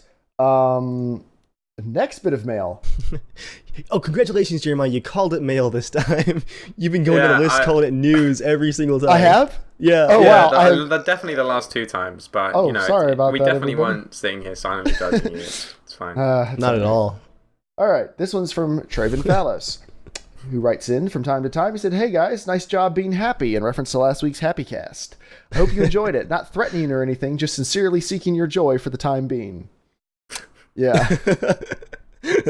A few questions you guys can touch on if you want. Question number 1. Do you guys have any missions or games you'll play in DayZ on a regular basis, or is it mostly testing out new stuff and random encounters? Here's the problem. Every time we've gotten people together to play something in DayZ on a mass scale, like the 2 big subscriber events we had, the game can't handle it and it keeps crashing and servers go down and there's massive desync and it breaks. So that is kind of what keeps us from doing that for the time being, because the game just can't support it. So I guess I'd like to say, yes, we want to do more events like that. The game has to get to the point where we are confident that it's not going to give you guys a horrible time when you try to join us. And right now, that game we're more confident about is ARMA 3, which is why we tweet about, we're running about a mission a week, at least, a public mission that people can join. And we want you guys to come out and play that with us. For the moment, when DayZ is stable, we are definitely going to play more of that with you guys. But anyone who's come out to the other subscriber events knows it's just not a stable platform right now for large amounts of people, and we don't want everyone to have a miserable time. So yeah, our 2 main points for both community events in DayZ and also just playing it for stuff on our YouTube channels is the game's not finished yet, obviously, and we don't want to play a totally broken patch. It comes and goes, and we also don't want to completely burn out on the game before it's finished. Like, we want to still have adventures left for when everything is there in a giant stew of wonderful features that we're all hoping for. DayZ stew. Our next, our last question he has is, do you think there will be a lot of mods when the standalone DayZ is released? If so, what kind of mods are you looking for? I know this is a very hypothetical question, but DayZ is a very early state still, and who knows what features will be in place when the release date rolls around. Still, dreaming is fun. Have a happy sort of time with these. Talk to you later. So what mods would you be looking for? Are you asking us? In general, yes. I would expect to see tons of mods come out for DayZ just because there was no official mod support in the mod, and yet the amount of mods of the mods, I mean, it was insane. Then when Private Hive started branching off, you had DayZ Epoch, and then Breaking Point for ARMA 3 is now completely by itself. They're a zombie modification in ARMA 3 that was originally in the mod for ARMA 2 was DayZ : Breaking Point, and now they're doing all their own artwork and code and whatnot and becoming their own thing. So if the mod could start such a ridiculous amount of splinter groups, then standalone just being a base game is gonna, I think, have the exact same effect. Now, correct me if I'm wrong, I didn't play the ARMA 2 version of DayZ, but wasn't it mods that added in like planes and helicopters and that kind of thing, or were they in by default? The vanilla mod had 2 Hueys, helicopters per server, but no. Wait, were there planes? I can't remember. I don't think vanilla had any planes. If so, it was just like the one biplane or something like that. Because I think I remember my friend telling me that planes were added in. Probably. Mod. But that's the kind of thing that I'd like. More vehicles, I think. Yeah. And there's no reason like there'll probably be splintered off versions like Breaking Point and Overwatch and stuff where when you download them, you will get probably someone will port in all the ARMA 2 vehicles, all the ARMA 3 vehicles, all the weapons. Like you'll probably be able to get all that in the final release if you want to. So I'm looking forward to that. I mean, if they get all the features they want to get working, I don't know if I'm going to be missing a ton of features, but if someone comes up with some cool ones, I'd be down to try them. So yeah. Especially if it has workshop support, which was not a thing when the DayZ mod was out. Yeah. That would be good. That would be nice. All right, our last bit of our last mail item, almost messed up again. Is from Ben. And I'm going to paraphrase your email a little bit, Ben, because it's very long, but we're still going to get to the core of the question. Hey guys, love the podcast and love the 18 different ways Joel pronounced my name after I supported you guys on Patreon. I'll have to find some way to use it in my daily life, maybe a text message notification sound or something. Anyway, at the moment I'm running 3 different moderate PCs. I'm looking to possibly upgrade one in the future. His primary is a Sega laptop that's hooked up to 2 external monitors and an external keyboard and mouse.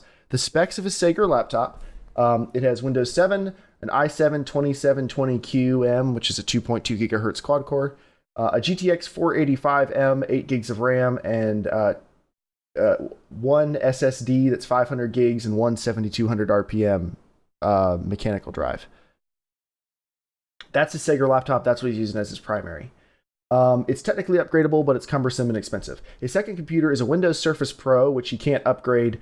And actually, I want to talk to you about that, Ben, because I have been getting pretty interested in a Surface Pro because I feel like I could condense a couple things down and use a Surface Pro and really enjoy it. So I may talk to you about that later.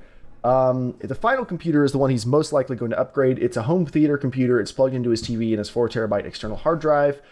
He's played a few little games on it, like The Walking Dead and Wolf Among Us. They run decent, but he wants to step up to higher end games. Okay, here is the core of the question. He's looking for upgrades that he can do in the future that wouldn't be too crazy expensive. He doesn't want to spend over $800. He wants to do a significant performance upgrade, and he wants to exceed his Sega laptop. So if he can't exceed the Sega laptop for $800, then it's not really worth doing.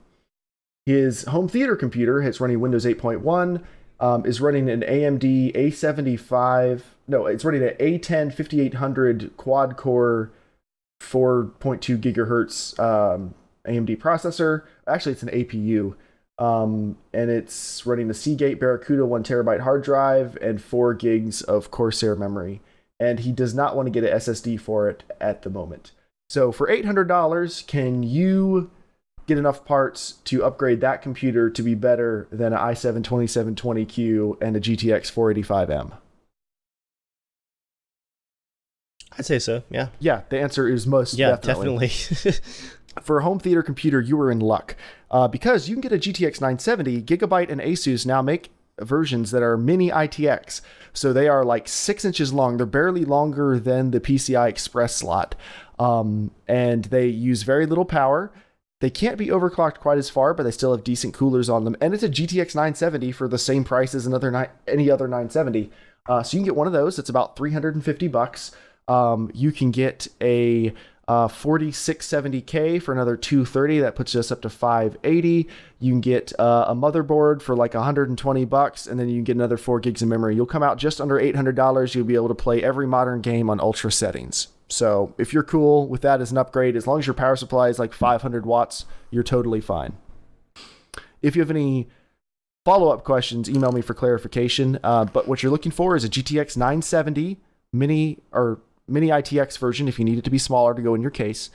You want a 4670K with a motherboard that go along with it, and another 4 gigs of memory. And you can sell your current stuff, probably get back like $150 maybe. That'll help offset the cost of that. But that's what I would do, and it will blow away your Sega laptop. Your Sega isn't a bad laptop, but it can't compete with a desktop with the amount of stuff you can get. Yeah.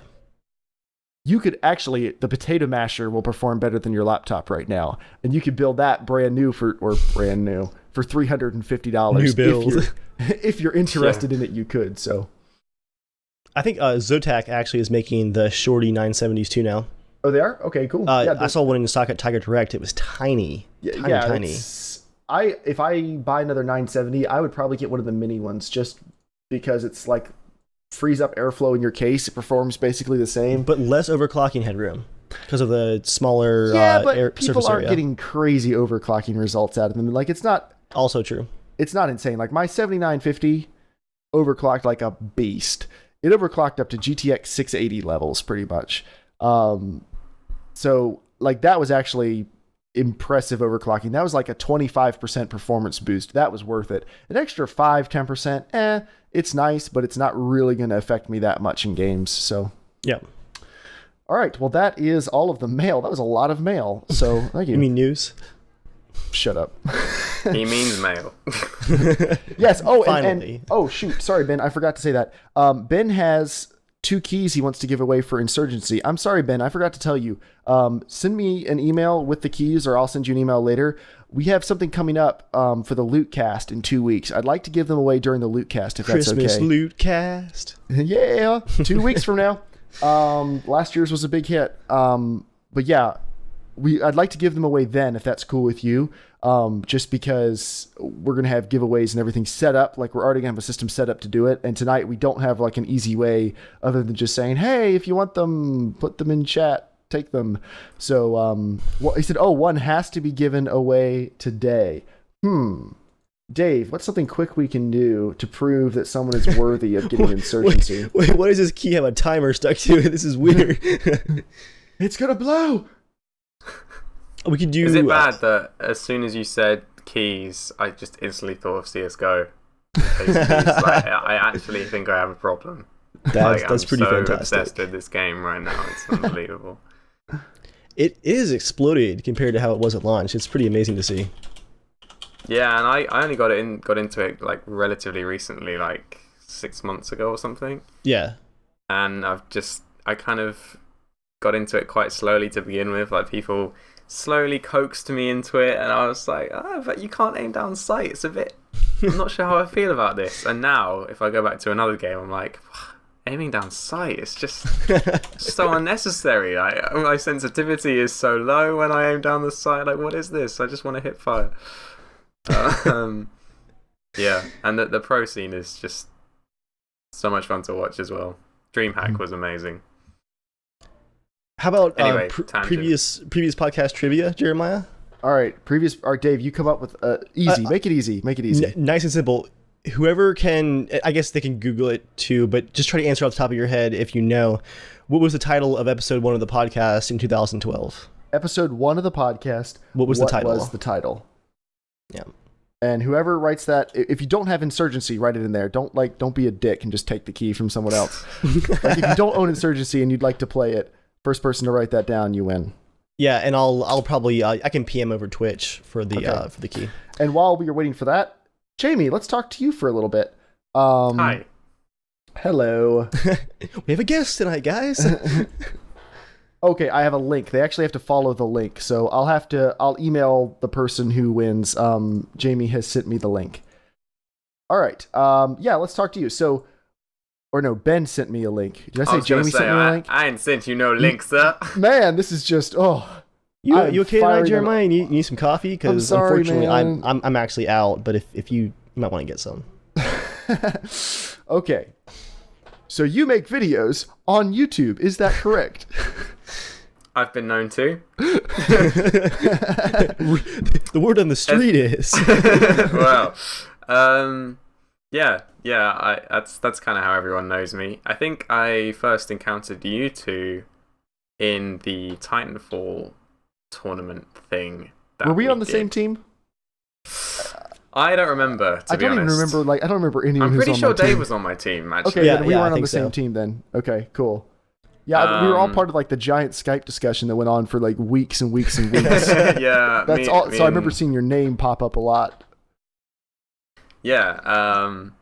So yeah, I've done various different things on my channel over the few years that I've been on YouTube, and at the moment going through a bit of a hiatus due to university and playing too much Counter-Strike, basically. Well, see, I was gonna say smart man, but then you added the last part about Counter-Strike. Yeah, I was like, oh, you well, see, like maybe if, not. If I want to feel good about myself, then I would say, yeah, no, it's because I'm just working so hard. That's why I'm not making videos. But if I go on Steam and it says I don't even know how many hours played in the last 2 weeks on CS:GO, that would refute that point.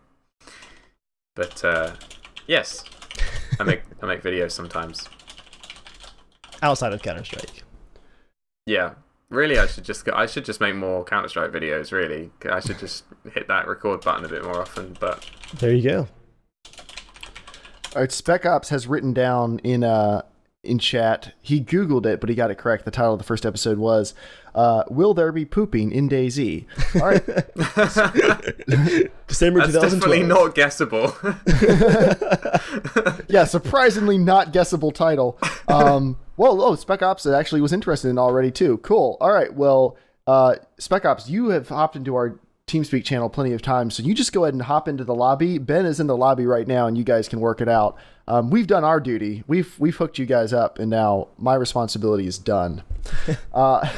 So, TheRoflRaptor, guessing by your accent, you're going to school in Alabama, I think?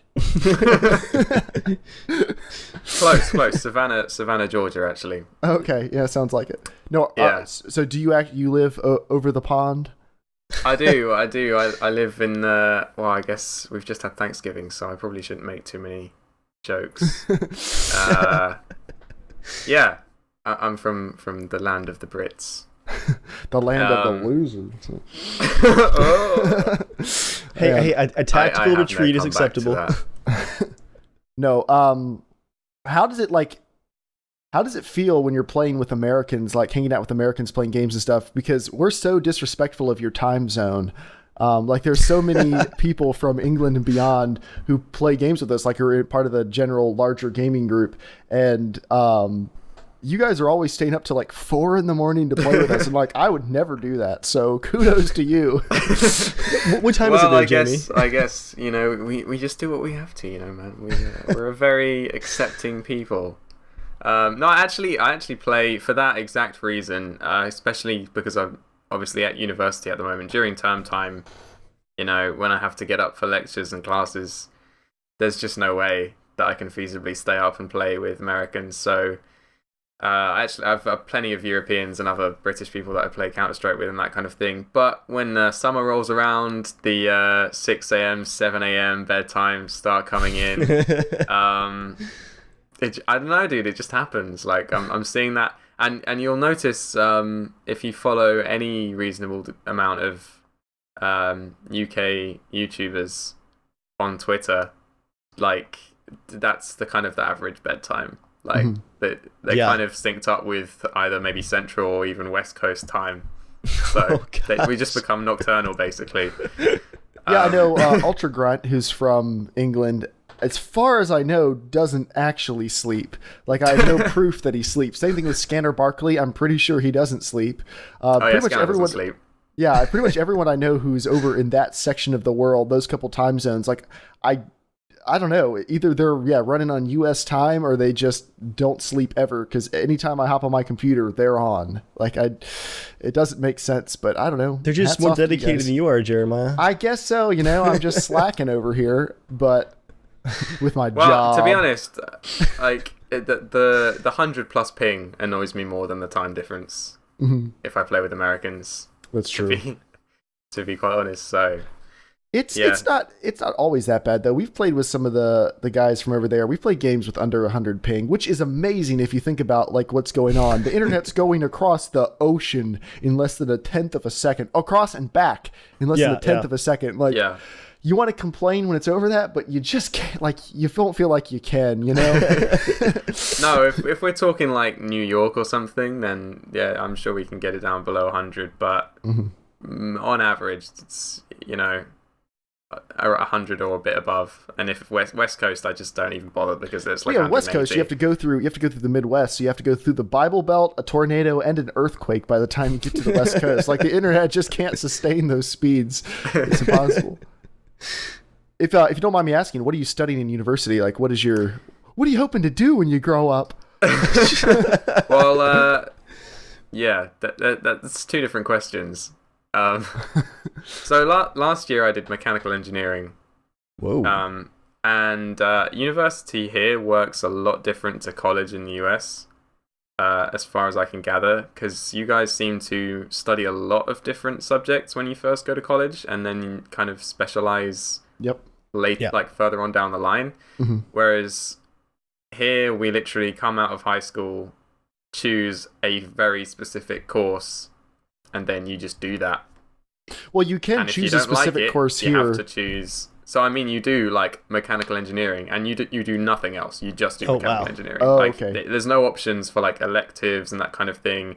Like, you might be able to maybe learn a language alongside it, like have like one language class a week, but that's like on your own time. It's not part of the course or anything like that. You don't earn credits by doing the last like 2 years of American college is pretty much like that, but the first year is probably like 2/3 other courses. Like, they want to make sure you can do English and math and everything else that the American school system has probably failed to teach you.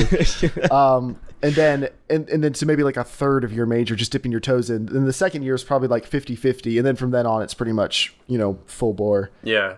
So it's a lot different here. So I see someone in the chat going, wow, mechanical engineering, that's great. Yeah, but I didn't finish. But you tried. I did. So, and I actually, it's not that I found it too hard, really. I just didn't enjoy it. I didn't enjoy it like I thought I would. I kind of wanted to do engineering for a long time growing up, but it just wasn't to be, I guess. And my other great love was languages. So now I'm doing French and Spanish and enjoying it a lot more. And it's pretty different. Everyone's like, whoa, that's a big change. It's quite a which it switch. is, but it's a change for the better. Yeah. Well, maybe not being happy with employment-wise, it is but a lot more. We'll cross that bridge when we come to it, like 4 years' time. It's fine. It's probably a good idea to go ahead and lock down, you know, what you're going to be doing for the rest of your life as something that you enjoy at least a little bit. You know? Yeah. Yeah. I don't know it if could be worse. I know in... people who have gotten like midway through medical school and been like, ugh, I'm not sure I want to be a doctor. But when you already like $200,000 of loans in, you feel a little committed. You feel like I probably shouldn't switch to like underwater basket weaving or something. Like, I'm going to want a marketable skill here. Who wants that, doctor? I'm in it because of the loans, guys. I hate my life. Yeah, exactly. Like, oh man. Yeah, remember, even the lowest graduate in a medical program is still working somewhere. The worst graduate still graduated. Just saving a few less lives. Well, graduated doesn't mean employed. Like, that's true, but doctors generally don't have a hard time getting employed. There's a lot of other fields where you're going to fight and claw your way to get employed. Doctors, unfortunately, fortunately/unfortunately aren't one of them. Fortunately, in the sense that if you've gone through all that schooling, it's a field where you can pretty easily get employment. Unfortunately, even if you're bad at it, you can pretty easily get employment. So, which is the reason that like malpractice, I think, is the number 2 killer in I don't know about all around the world or if it's just American hospitals, but in general, I think like right behind heart disease and cancer, I think is malpractice, which is not great. But yeah. Or accidents, okay, to be fair. So anyway, you make videos on YouTube. No, so you what you said about like when it's in the middle of the school year, you have to scale back a bit. That's the exact same thing for me. I'm a wedding photographer, so like when the wedding season's going hard, from like the summer is a little bit dead in my area, but the spring and then from like end of August till mid-November, I guess Dave can probably tell you. I've played DayZ with you like twice, maybe. It's we started a new series in DayZ back. I think we started filming it in August almost by accident. because you actually played for like 3 or 4 hours with all of us one night. We had like this whole like 58 long, really great episode, just really intense. And I think that was the last time you've been in since was that footage in August. You might have had like one brief cameo at the end of one. That's that real life kicking in.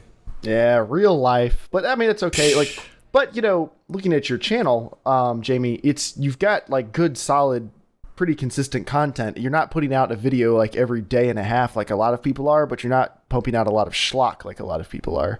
So even if you're only putting like down a solid video like every week or so, you're still getting very good amounts of views on them, and it seems like you've got good crowd engagement. Like you've got a good fan base. So I think I owe a lot of that to my Twitter following, I think. And what, even though I'm kind of a bit shaky in whether I'm active on YouTube or not, like I'm never going to be inactive on Twitter because I'm just far too narcissistic to give that up. So, the people need to hear. My opinion is so damn important. Why don't they understand? Yeah, said every teenage person of my generation. Yeah. So yeah. Sorry, that took a bit of a weird turn there. It's okay. Now it happens.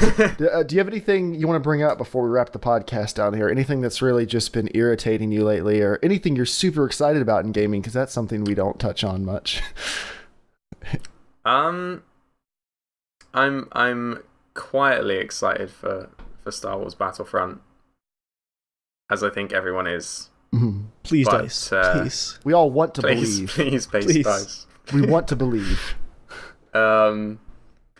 No, to be honest, like I said, CSGO has kind of taken over my soul lately, and it's all other games like Far Cry 4 I was super hyped for. Like I said, it actually works well for me. My 970, like it's just gorgeous, and I've barely played it at all because Counter-Strike. So I'll get around to it eventually.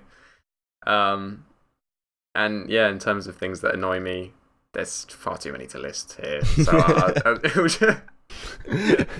I'll just let it go. But if people do want to see that, they should follow you at TheRoflRaptor on Twitter. At TheRoflRaptor, yeah. If you haven't got enough pretentious 19-year-olds pontificating about, wow, I just used the word pontificating. There you go. That proves my first point. So maybe a tiny bit elitist. A little bit of a PC doesn't elitism. Make his bed that often. He's British. Yeah. Don't hold any of this against him. You can follow. My bed him. is actually made. It's literally just like turned over. I just like to point that out. Like that's fresh. That's freshly made. Like it's from made the laundry. Except for the part that you flipped up. The rest of it's made. Now it is winter there, right? In jolly old England, like it's winter here, but I live in a house of students who are kind of like allergic to the cold, so we just have the heating on like massively. Now, are you in university housing, like where you're not paying like by the kilowatt? I was last year. Now we are, but my my housemates are very, adverse to the cold. It seems they're the kind of people that I mean, you must know the kind of people that think that you should be able to walk around in your house in shorts and t-shirt in December all year long. Yeah. The same people that are like, I want to sleep with the covers on in the middle of the summer. If that means I need a giant fan and the AC down to 62 degrees, so be it. I like my comforter. It makes me feel nice. It comforts me. Yes. Yeah. Those people. So yeah. No, that's yeah. I just think I've got embarrassing stories to share, but I won't. That's occasionally you think you should, you shouldn't. Yeah, exactly. There is a line. Wow. There is a line, Dave. Believe it or not. So yeah, but thank you for coming out to the podcast. Appreciate you coming on board and making fun of stuff. I've enjoyed myself. I've learned quite a lot as well because I'm much less knowledgeable about kind of PC builds and that kind of thing than you two. And I'm gonna pester you after this to help me with overclocking. I think. Oh, absolutely. Fancy. I'm a bit of a noob on that front. But Dave and I get more excited than realistically we should, but we get really excited about this type of stuff. So yeah, definitely do that. You're welcome back on the podcast anytime. You're the right type of cynical. You fit in well. There's a stereotype there, I think. I was gonna say, Jeremiah, I think with the overclocking, there's definitely a confession here for me. My 4.15 gigahertz overclock on my 3930 like reset on Sunday while I was doing some recording, And I was like, I should probably back it down just a little bit. I'm like, or instead of backing my overclock down a bit and finishing the recording I was working on, I could spend 3.5 hours trying to push it up to 4.4 instead. I was like, I'm gonna be in the BIOS anyway. I might as well mess with it. So that's what happened. 3.5 hours. 3.5 hours of that's nothing. Yeah, processors have gotten way better. Dave was just at the limit of his. My first quad core in college at Q6600, it took 2 months of like maybe 20 minutes a day. I would pump it up like 3 or 4 megahertz just to get from 2.4 gigahertz to 3 gigahertz. So it would stop bottlenecking my SLI setup. Like it took months to get that stupid thing stable. And like it was stable at 3. It was not stable at 3.05. Like there was a very definite line where it would not go any further. Modern processors, like Joel complained so much about overclocking and he didn't see the need for it and he didn't want to and there was no point and blah, blah, blah, blah, blah. I went to his computer after he built it. I sat down, I set the settings, took a random guess, set them, restarted the computer. It was 100% stable. He hasn't touched it. He went from 3.6 to 4.5 gigahertz in 5 minutes, no issues. It's gotten way easier, but I digress. So if people want to follow you, they can tweet at TheRoflRaptor. They can find you on YouTube at TheRofl, or not at, but youtube.com/TheRoflRaptor. And we're going to put all these in the description of the video so everyone, you don't like have to be writing this down. But as usual, you can tweet at the show at casualshenanigans. You can write into casualshenanigans@gmail.com. I mean, shenanigans, not shenanigans. Shenanigans. Shenanigans. No, user entered your channel. You're not forgetting our closing section here, are you? I'm not. Wait, why is Debbie in our TeamSpeak all of a sudden? User left your channel. That was. Thank you, TeamSpeak. Wait, the people on the podcast won't hear that, will they? No, they will. User was moved to your channel. Wait, real quick, Debbie, what's going on? She's not talking. Okay. No, I'm here. Sorry. Okay. Did you want to hop in and say something real quick? No, I actually thought you guys were going to be in the live streaming channel and not the admin's channel. Hi. Bye. Hi, Debbie. Bye. User left your channel. I'll just have to pull that out of the backup recording later. Anyway, sorry, what were you going to say, Dave? What's the last bit that I completely forgot about? I do have a closing little comment section this week. Oh, yes. It is now time for the comment of the week, where Dave reaches down into the bowels of the internet with a plunger and plunges out some fresh glistening turds and examines whichever big one has clogged the pipes this week and holds it up and on a plate for everyone's amusement. So, Dave, what do you have for us this week? If you guys heard a flushing sound a few minutes ago, I actually just got what's going to be our second comment of the week, but we're going to start things off with a Total War video comment from a video that was posted. These are the best commenters. These people care a lot. They care so much. Posted 2 years ago on Empire Total War, The American Road to Independence, Episode 1. And because Joel's not here to read it for me, I love Joel's random loser voices he does for YouTube comments. I probably can't match that, but I'm gonna try here. Wow, shocking how you won so easily. Maybe switch to hard mode, then post. I can't believe you played this whole campaign in easy mode, loser. Oh, loser. Loser. You played a strategy game on easy, loser. And the great part was it wasn't on easy, it was just on the standard difficulty for the game. I don't know what he's talking about. You played it at spec I love that. settings. My favorite part of that whole thing is the fact that it's 2 years old. Like, yeah, it's a 2-year-old video. Who are these people that are incapable of looking at an upload date? Like, there are people that still tell him not to sell his GTX 480s because they find his several years old video where he's like, oh, it's like he's already. Have you heard? He's already sold the cards that replaced those. Yeah, okay, so interrupting the comment of the week, just briefly, I posted a video last year when I bought my first GTX 680 about whether or not it could match my 480 SLI. And for some reason, I've been getting more and more comments the last couple of months on that video. Like, I get a couple of comments on that video a week right now. And people are arguing back and forth about, like, why don't you just water cool the 480s? I mean, they're still great cards. I'm like, I sold them over a year ago. I've sold the 680. Someone just last week far behind. someone last week, they were really trying to help. Like, hey man, you should check out the new 970. That would totally replace your 480 SLI. I'm like, I appreciate the comment, but look at the day. And then for the final comment of the week, the one that just rolled in 5 minutes ago. This is a comment on the video I posted of me and Joel, with Joel's Oculus Rift. The video is called Oculus Rift First Try, Virtual Reality Demos, and Alien Isolation. And the comment simply says, don't do face videos. That's it. Oh my god, wrecked. To which I just replied, you're not my real dad. Dave is never going to make a video again that I wrecked him so hard. It's just, I so Quit because YouTube. Wait, I got the comment while we were live on the podcast. It was just so perfect. Can I please read the number 3 comment you have written down here, please? It makes me so happy. Well, okay. Yeah. What video was that on, by the way? I actually forgot that was in there. Where did it go? Is it still in there on the bottom? It's by Beth. It says, okay, yeah, okay. It was a comment on my video I posted about the initial vehicle implementation in DayZ experimental. Okay. Joel, I wish Joel was here for this one. I forgot about this one. Can I do it? Please do. In the bottom right corner, the map looks like fat running. I have no problem with fat people, KK. Except it doesn't actually say that. It says, I have no promobile with fat it pole. says, in the bottom right corner, the map looks like fat running. I have no promobile with fat pole, KK. Oh, I thought you meant the comment above that. Signing off that with one KK, too? like, okay, we're all good here. Just No, I'll put my opinion out there. I think the previous one, yeah, the DayZ one is actually, I think they were reaching for the award. Yeah, so we're not going to give it to them.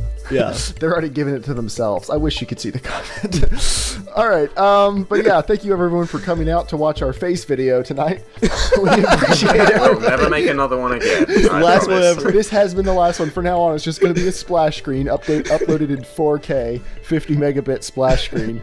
See what you've done. But thank you for everyone for coming out. Thank you, TheRoflRaptor, for joining us. And Kanan, who just sent in an email like midway through the end of the podcast. We will read your email next week because I want to actually devote time to it, not just gloss over it, which we have to do now for time. But thank you everyone for coming out. It's been fun. And Jamie, do you know how we always end the podcast? Have you heard that?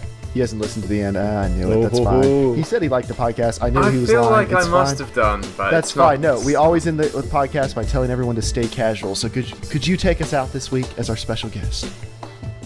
Remember, everyone, stay casual.